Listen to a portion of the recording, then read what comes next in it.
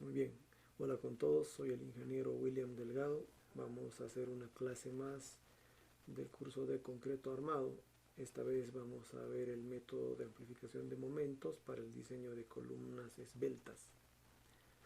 Como vimos en un video anterior, en una columna, tenemos una columna.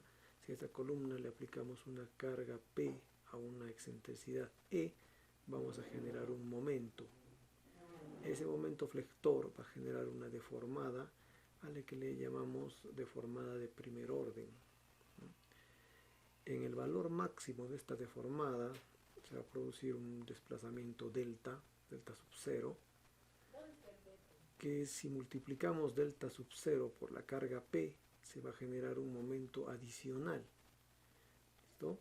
Entonces, mientras que el momento P por E es el momento de primer orden, al momento de P por la deformación de la columna le vamos a llamar momento de segundo orden. ¿Listo? Entonces, para diseñar una columna deberíamos determinar el momento total, que es el momento de primer orden más el momento de segundo orden, como se muestra acá, ¿no? El momento total que actúa en la columna será el momento de primer orden más el momento de segundo orden, que es igual a la carga P por delta, ¿no? A este fenómeno se le llama el fenómeno P delta. Lo van a encontrar así en los textos. Muy bien. Si queremos simplificar el cálculo de delta, ¿cierto? Porque esto pues hay que llevarlo a un análisis estructural, ver cuál es la magnitud máxima, ¿no? Y de acuerdo a eso calcular el momento adicional. Existe un método aproximado que es el método de amplificación de momentos, en el cual el momento de diseño para la columna no va a ser la suma del momento de primer orden más el momento de segundo orden, sino el momento de primer orden por un factor de amplificación delta. ¿No? Delta en su expresión más sencilla tiene esta ecuación, pero esta ecuación es experimental, ¿no? Es para un caso como este, que es un caso teórico. Entonces lo que vamos a hacer a continuación es ver cómo encontramos delta para un caso real de acuerdo a la norma peruana, ¿no? Que bueno, está pues amparada en la norma A6. Muy bien, entonces vamos a ver dos metodologías. Una para calcular el factor de amplificación para un pórtico sin desplazamiento horizontal, o sea, un pórtico arriostrado. Y una segunda metodología para calcular el factor de amplificación para un pórtico con desplazamiento horizontal, o sea, no arriostrado. ¿Ya? En el primer caso, estos son valores tomados de la norma, ¿no? E060 peruana. Bueno, y dice lo siguiente, ¿no? Primero te pone el filtro y dice que no se tomará en cuenta el factor de amplificación, que es lo mismo a decir que el momento de diseño de la columna no se amplificará si es que se cumplen estas dos relaciones, ¿no? Se tienen que cumplir las dos. Que KLU sobre R sea menor a 34 menos 12 veces M1 sobre M2 y que KLU sobre R sea menor o igual a 40. ¿No? A ver, K es el factor de corrección por longitud de pandeo que ya hemos visto anteriormente. LU es la longitud libre de la columna y R el radio de giro de la sección. El radio de giro lo podemos tomar como 0.3 el peralte si la columna es rectangular o 0,25 veces el diámetro si la columna es circular. ¿Listo? Si la columna no pasa el filtro, quiere decir que sí se tiene que amplificar. A ver, algo más. M1 y M2 son los momentos en los extremos superior e inferior de la columna, no respectivamente. M1 es el menor momento, ¿cierto? de entre el superior y el inferior, el que tenga el menor valor, ese es M1. Como vemos aquí, ¿no? Si esta es la columna, puede existir un momento inferior, el superior. M1 es el menor, ¿no? El que sea menor, y M2 es el mayor. Y M1 puede ser positivo o negativo, mientras M2 siempre es positivo. M2 es positivo si la flexión es a simple curvatura, como viendo acá. Una simple curvatura está representada en esta figura, ¿no? Si ambos momentos generan el desplazamiento en el mismo sentido, como en este caso, la columna se deformará en simple curvatura. ¿Listo? En este caso M1 que es positivo. Y si los momentos generan deformaciones en diferentes sentidos, se formará lo que es la curvatura doble, ¿no? En este caso M1 es negativo. ¿Listo? Como ya dijimos, M1 es el menor valor de entre estos dos valores y M2 es el mayor. ¿Listo? Y M2 siempre positivo y M1 positivo para curvatura simple, negativo para curvatura doble. Muy bien, el factor de amplificación se estima así: un coeficiente C sub m, ¿listo?, dividido entre 1 sobre la carga última entre 0.75 la carga crítica. Como es un factor de amplificación, obviamente tiene que ser mayor a 1. ¿Listo? Este coeficiente Cm es un coeficiente de uniformidad, se calcula así: 0.6 más 0.4 M1 sobre M2, y tiene que ser mayor siempre a 0.4. A ver, si esta es una columna, bueno, dibujada echada, ¿no? En un extremo hay un valor M1 y en el otro extremo hay un valor M2. M2 dijimos mayor a M1, ¿no?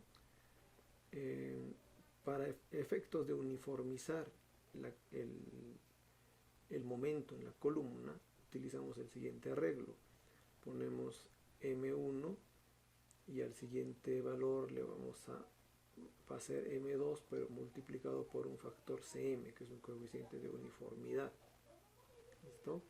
Entonces este coeficiente Cm es el que se estima de esta forma. Muy bien. La carga crítica tiene esta ecuación. A ver, ojo, acá falta un cuadrado, se nos fue un cuadrado. Es pi cuadrado e i sobre KLU al cuadrado. ¿Listo? K, bueno, ya sabemos cómo se obtiene. Y EI se puede calcular con la expresión 10 u 11. Ojo, que como estamos hablando de una sección de concreto armado, no nos estamos refiriendo al módulo de elasticidad del concreto ni del acero, sino al módulo de elasticidad de la sección de concreto armado. Lo mismo para el momento de inercia. ¿Listo? Entonces, la ecuación 10 es la ecuación completa con la que podemos obtener el valor de EI. Sería 0.2 veces el módulo de elasticidad del concreto por el momento de inercia de la sección bruta, más el módulo de elasticidad del acero por el momento de inercia de las varillas, ¿no?, con respecto al eje simétrico o al eje geométrico de la columna, dividido entre 1 más beta sub d, que es un coeficiente que vamos a ver a continuación. Si queremos una fórmula más sencilla, podemos usar la ecuación 11, ¿no?, donde entra solamente el módulo de elasticidad del concreto y el momento de inercia de la sección bruta. B sub d. B sub d es un factor que relaciona la máxima carga axial amplificada y sostenida entre la máxima carga axial amplificada.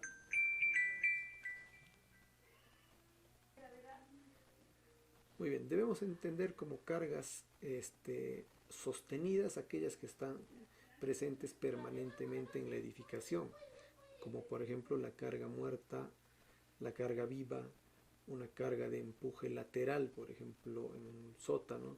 Son cargas permanentes. La carga no sostenida sería aquella carga que aparece de vez en cuando, eventualmente en una edificación. Podría ser, por ejemplo, la carga de viento y sobre todo la carga de sismo, ¿ya? La norma también nos da estas recomendaciones. Dice, un valor medio para beta sub d es 0,6.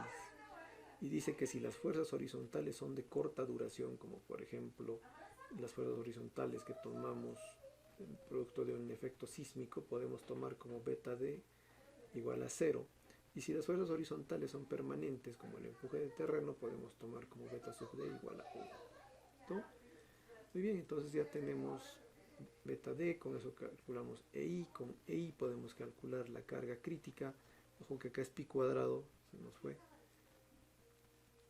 Y teniendo la carga crítica, la carga última, bueno, viene del análisis estructural, y Cm, que ya lo vimos, podemos calcular el factor de amplificación de una columna. ¿Listo?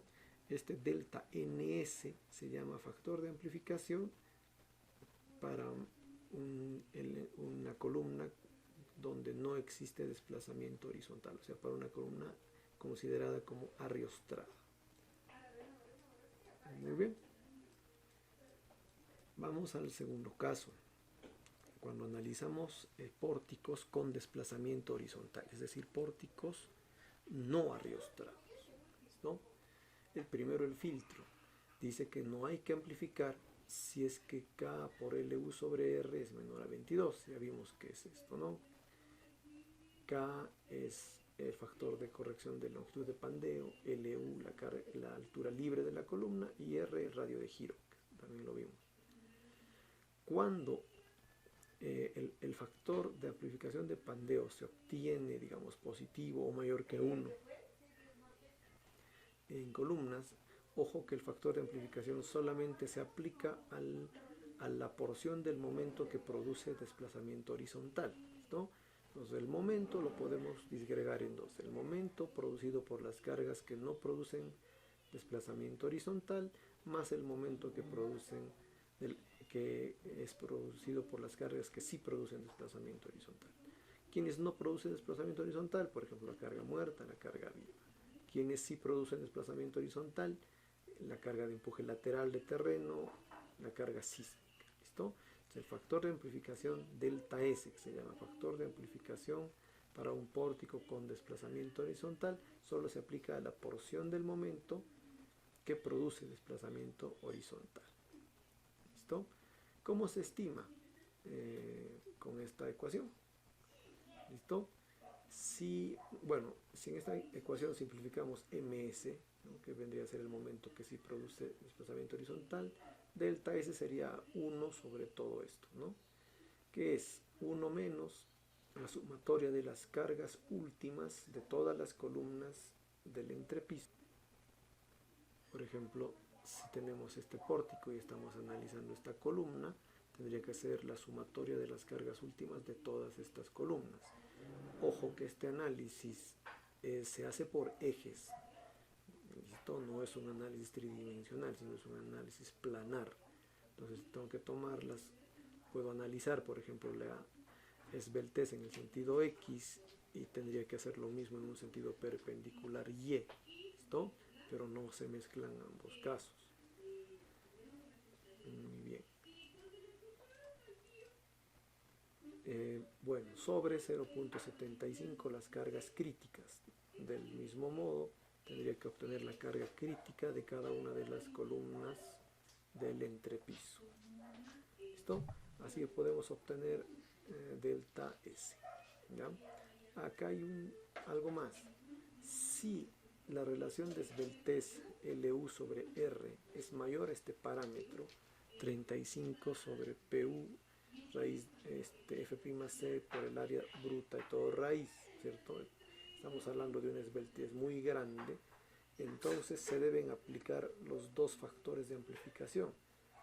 Delta S, ¿no es cierto?, el factor de amplificación para el pórtico no arriostrado, solamente a la porción del momento que genera desplazamiento horizontal, y luego todo amplificarlo por delta ns, que vendría a ser el factor de amplificación para el pórtico arriostrado.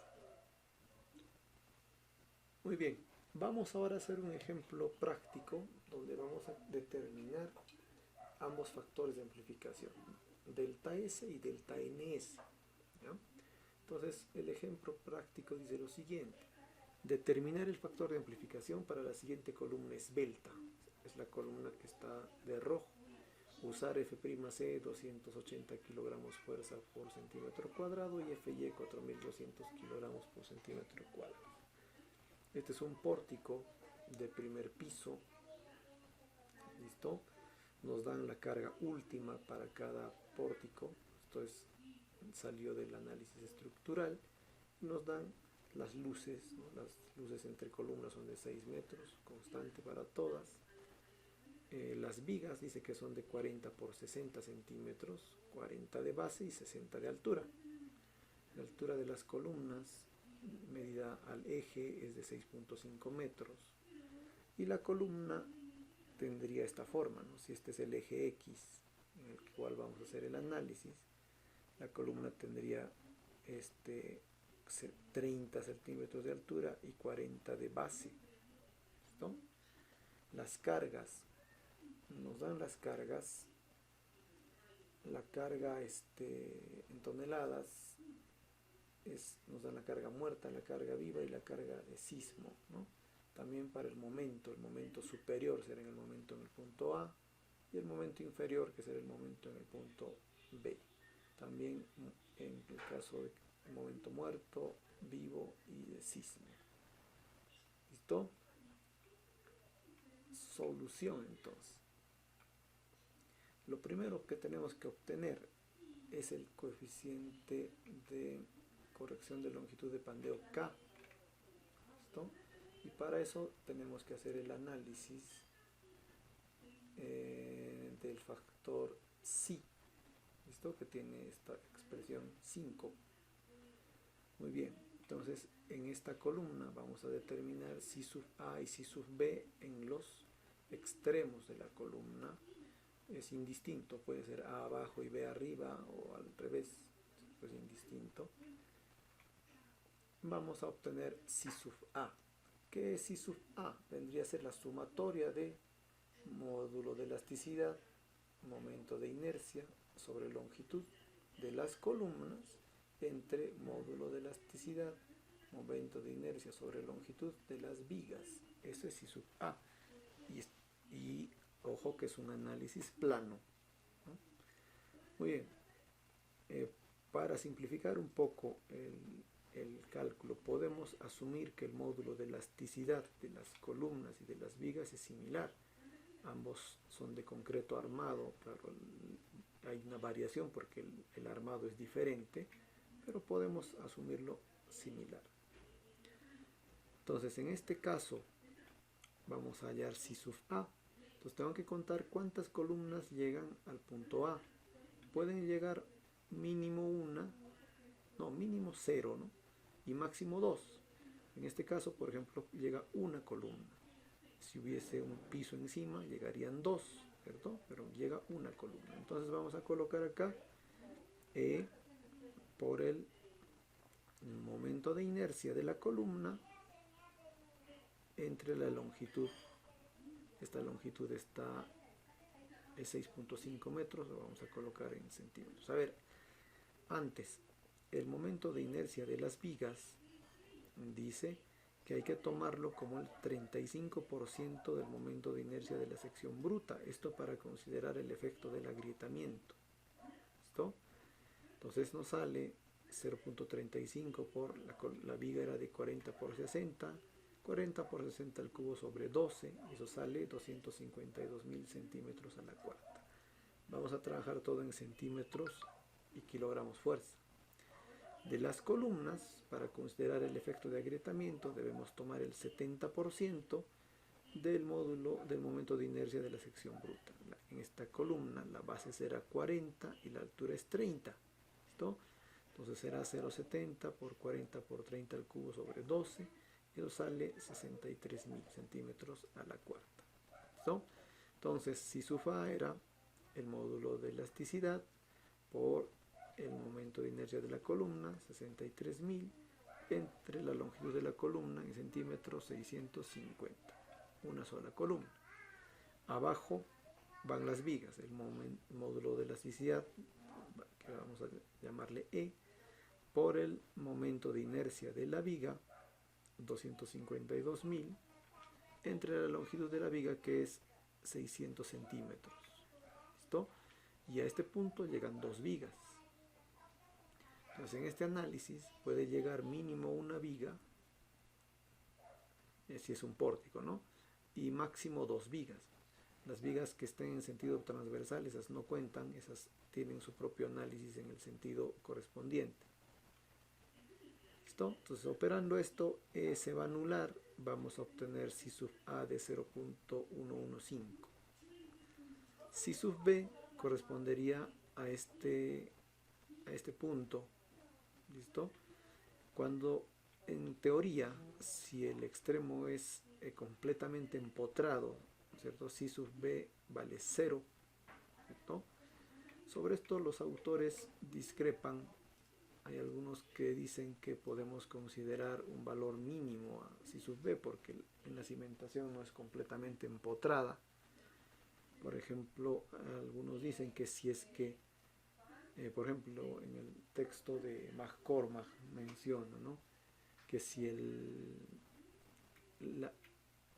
pórtico es arriostrado, podemos considerar un valor mínimo para C sub B de 0, ¿cierto? Pero si el pórtico es no arriostrado, podríamos considerar un valor de 1, por ejemplo, ¿no? Nosotros, a ver, no nos vamos a hacer problemas y vamos a tomar a C sub B como 0, ¿ya? Jackson y Moreland desarrollaron nomogramas para determinar K, y son los que vamos a utilizar a continuación, ¿no? Y existen dos nomogramas, uno para columnas arriostradas y uno para columnas no arriostradas. Si sub A va en un lado y si sub B, noten que ambos están a la misma escala, así que cualquiera podría ser A y B en ambos casos.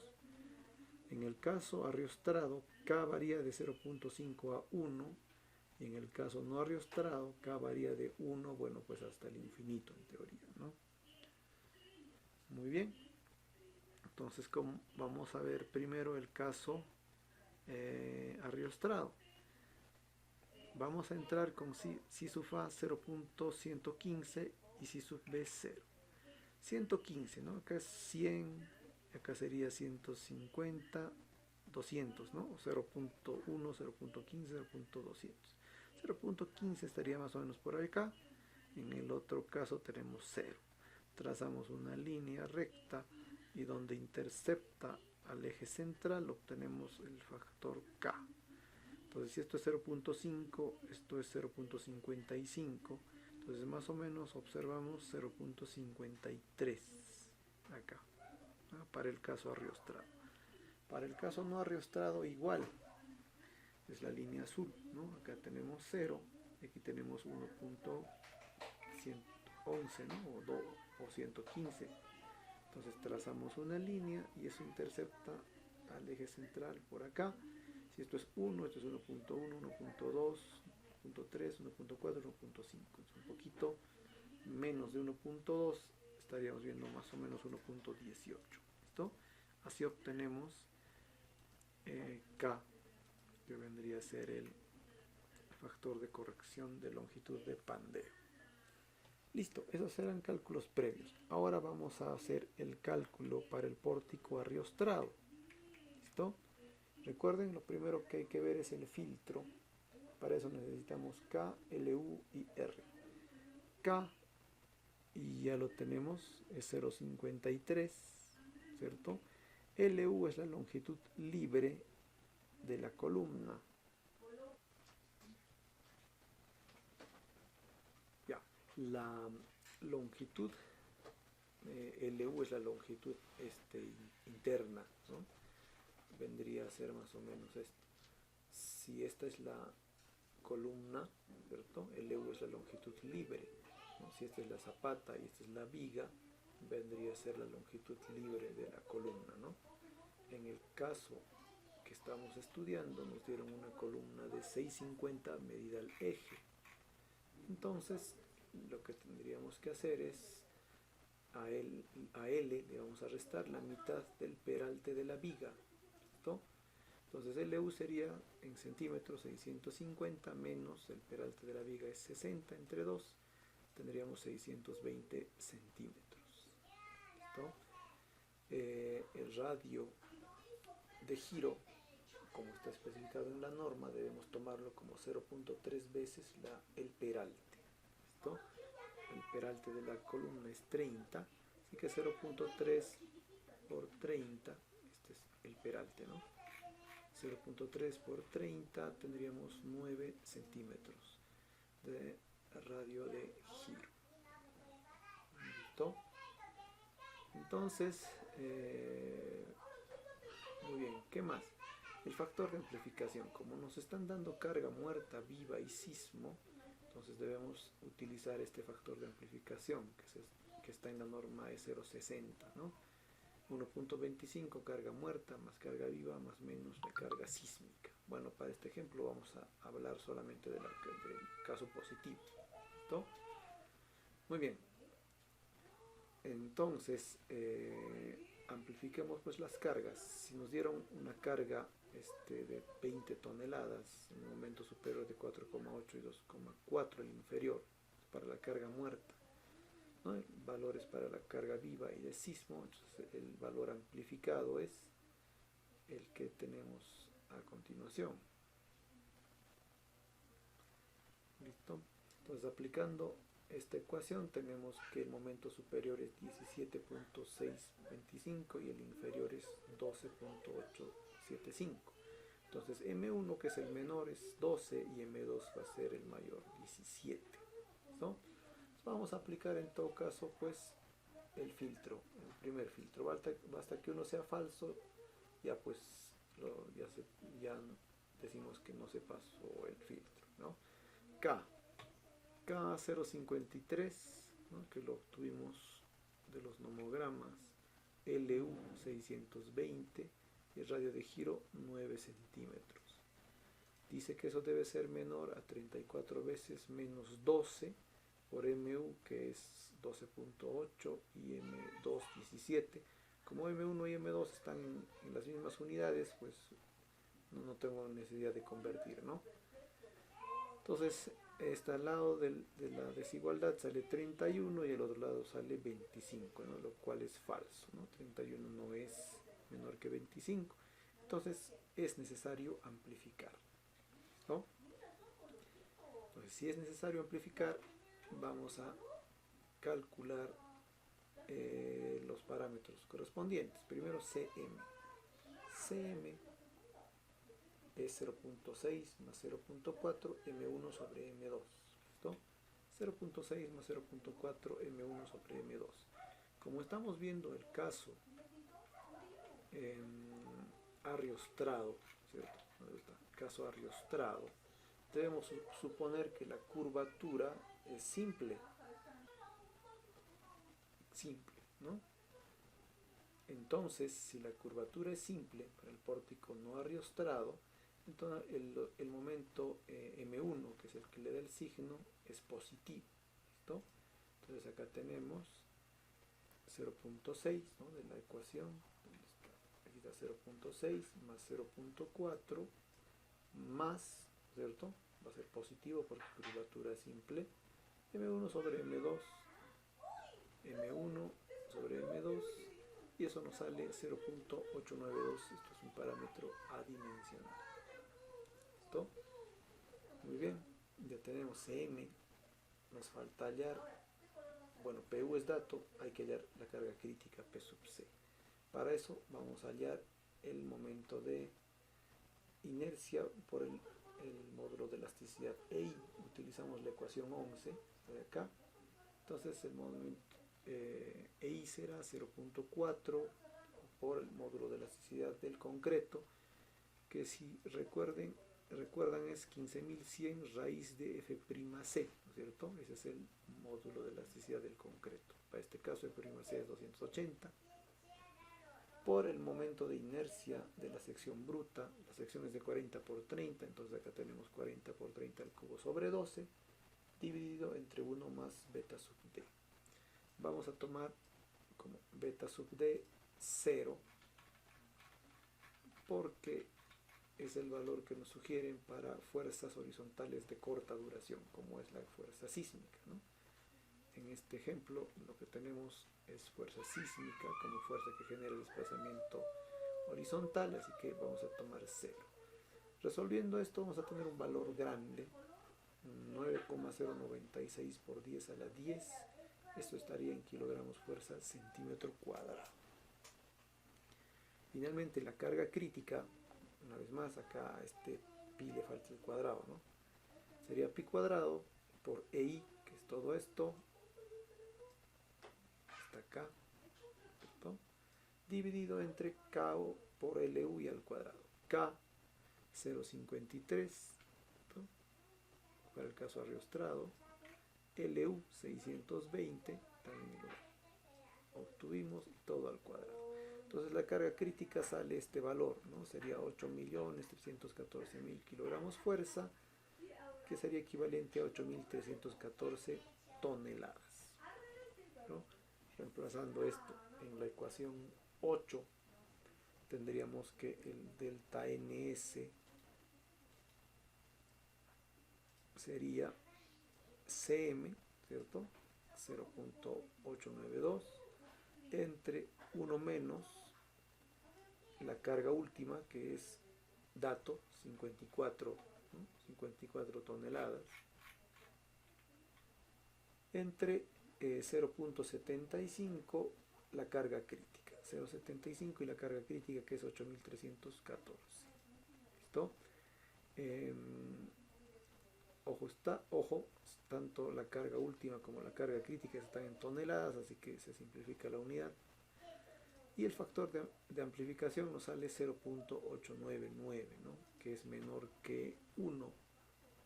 Lo que quiere decir es que no se amplifica el momento para el pórtico no arriostrado. ¿Listo? No se amplifica el momento, no necesitamos amplificar, trabajamos con los momentos que teníamos inicialmente.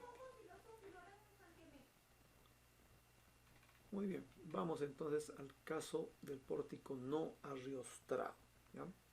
Para el pórtico no arriostrado, el filtro es KLU sobre R menor a 22 y la ecuación es esta, la ecuación 16. Muy bien, habíamos determinado ya el K para el caso no arriostrado, 1,18, salió del nomograma. ¿Listo? Entonces tenemos 1,18.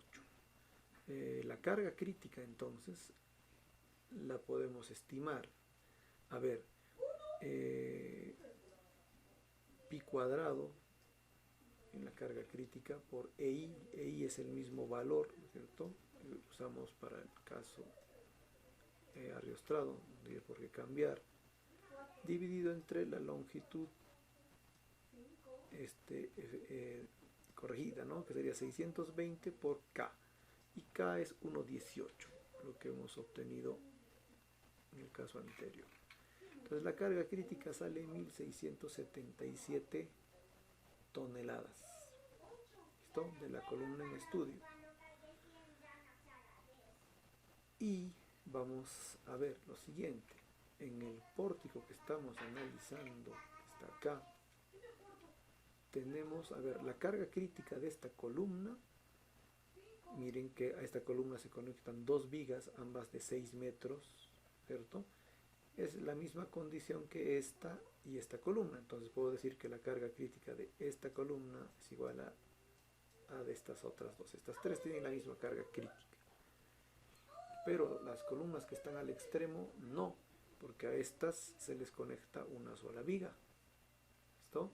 Entonces el factor K de corrección de longitud de pandeo va a ser diferente. ¿Listo? Entonces vamos a calcular la carga crítica para la columna del extremo, ¿no? Lo que sí es que la carga crítica de esta columna es igual a esta. Vamos entonces. Entonces tenemos, a ver, si nos fijamos en el caso anterior, teníamos acá la columna, ¿no? 6.300, el momento de inercia sobre la longitud 650, y habían dos columnas, dos vigas, ¿no? Abajo. La diferencia va a ser de que ahora va a haber solo una viga, ¿no? Puedo retirar una de estas de acá y eso me queda así. Y obtengo un C sub A de 0,23, ¿no? C sub B sigue siendo 0. Utilizando unos nomogramas, vamos a poner 0,23 y esto es 2, 0, ¿no? 0, 2, 4, 6, 8, 10. 0,23 estará por acá y 0 ahí, ¿no? Entonces, el K lo vamos a obtener más o menos en este punto. Muy bien, entonces obtenemos un valor, a ver, este sitio es 1, es 1.1, 1.2, 1.3, 1.4, 1.5, más o menos entre 1 y 1.1 será pues 1.05, ¿no? Entonces es el valor que hemos leído del nomograma, 1.05. Muy bien, entonces calculamos la carga crítica, estamos calculando todo para la columna del extremo, será exactamente la misma carga, ¿cierto? Podemos copiar esto acá, solamente que cambiamos 1.05 en lugar del 1.18 que teníamos para las columnas del medio, ¿no? Entonces la carga crítica nos sale 2.118.000 kilogramos, lo que es igual a 2.118 toneladas. ¿Listo? Muy bien, entonces vamos a aplicar esta ecuación. Bueno, simplificando, ms nos quedaría delta S igual a 1 sobre todo esto, ¿no? 1 sobre sumatoria de las cargas últimas. A ver, en la viga tenemos las siguientes cargas últimas. 3 tienen carga de 54 y 2 tienen carga de 30, ¿no? Entonces aquí va 54 por 3 más 30 por 2, ¿cierto? Sobre 0.75 por, igual, aquí tenemos 3 tienen la carga crítica 1 y 2 tienen la carga crítica 2, ¿no? 3 veces la carga crítica 1, que lo habíamos calculado en esta, 1677 toneladas, y 2 columnas tienen la carga crítica que hemos calculado para la columna del extremo, ¿no? 2118 toneladas. A ver, las cargas últimas y las críticas están en toneladas, se van las dimensiones. Entonces el factor de amplificación nos sale 1.032, mayor que 1, entonces es necesario amplificar. Muy bien, entonces amplificamos. Vamos a dividir entonces el momento en dos partes, ¿no? Si tenemos acá carga muerta, carga viva y carga sísmica, vamos a dividir acá, por ejemplo, para el momento superior, utilizando nuestra ecuación de amplificación, que es esta, ¿no? Una 25 por carga muerta más carga viva más carga sísmica. ¿Estamos?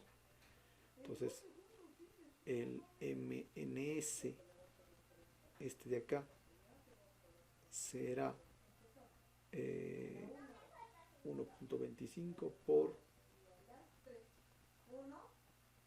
4.8 más 3.8. Esto nos sale 10.75. Y el MS, ¿cierto? El que sí produce desplazamiento horizontal, será 1.25 por la carga que produce desplazamiento horizontal, 5.5. Y esto sale 6.875, ¿no? Si la sumamos, vamos a tener la misma carga amplificada que hemos obtenido anteriormente, ¿no? 17.62 y 18.87. Ahí está. Muy bien. Entonces, el factor de amplificación de 1.032 solo se aplica a esta carga, a la que genera desplazamiento horizontal.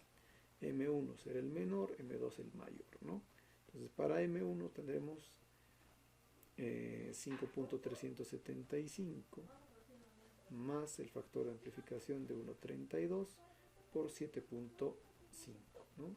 Y para M2, que es el mayor, será 10.75 más el factor de amplificación por 6.875. y eso nos sale estos dos valores, ¿no?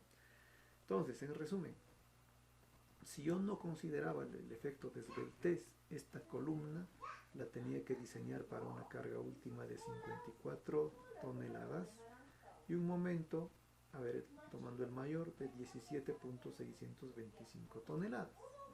Ahora que he evaluado la esbeltez, he amplificado el momento y voy a diseñar para la misma carga, de 54, esa no cambia, y el momento amplificado de 17.845.